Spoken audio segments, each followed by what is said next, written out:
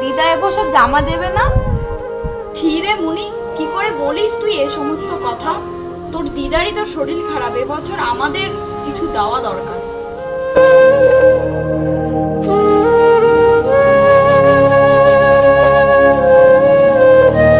বাবা এবছর জামা দেবে না আমাকে?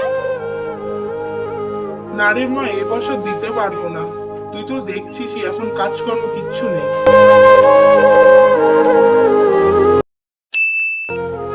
এই দেখ, এটা আমার বাবা দিয়েছে আর এটা আমার মামা দিয়েছে। তোর জামা কই রে মুনি? আমার জামা তো মা আলমারিতে তুলে রেখেছে। কি রে, চলে যাচ্ছিস কেন? খেলবি না? তাহলে কি এবার আমার নতুন জামা হবে না ঠাকুর?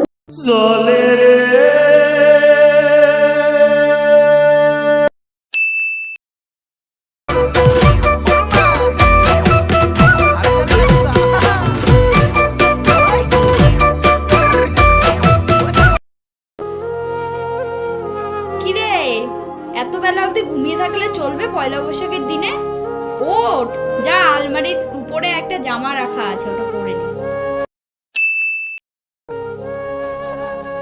এটা তো সে পুরনো জামা, এবছর কি তাহলে আমার নতুন জামা হবে না ঠাকুর?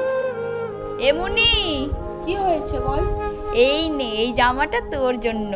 এটা আমার জন্য? কিন্তু এটা তো তোর।